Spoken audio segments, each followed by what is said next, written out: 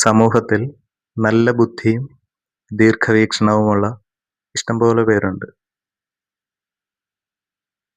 അവര് ചിലപ്പോ കമ്മ്യൂണിസ്റ്റുകാരൊരു തെറ്റ് ചെയ്താൽ വിമർശിക്കും, BJP-ക്കാര് ഒരു തെറ്റ് ചെയ്താൽ വിമർശിക്കും, കോൺഗ്രസ്സുകാര് ഒരു തെറ്റ് ചെയ്താൽ വിമർശിക്കും. കമ്മ്യൂണിസ്റ്റുകാരെ വിമർശിച്ചു എന്ന് വെച്ചിട്ട് അവര് BJP-ക്കാരാവണമെന്നില്ല. BJP-ക്കാരെ വിമർശിച്ചു എന്ന് വെച്ച് അവര് കോൺഗ്രസ്സുകാരോ കമ്മ്യൂണിസ്റ്റുകാരോ ആവണമെന്നില്ല. ഇങ്ങനെയൊക്കെയാണ് നമ്മൾ കേരളത്തിലുള്ളവർ ധരിച്ചു വെച്ചിരിക്കുന്നത്.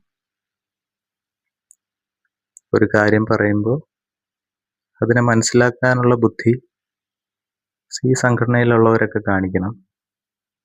അതിൽ ഫാക്റ്റ് എന്തെങ്കിലും ഉണ്ടോ എന്ന് ഒന്ന് പരിശോധിച്ച് നോക്കണം.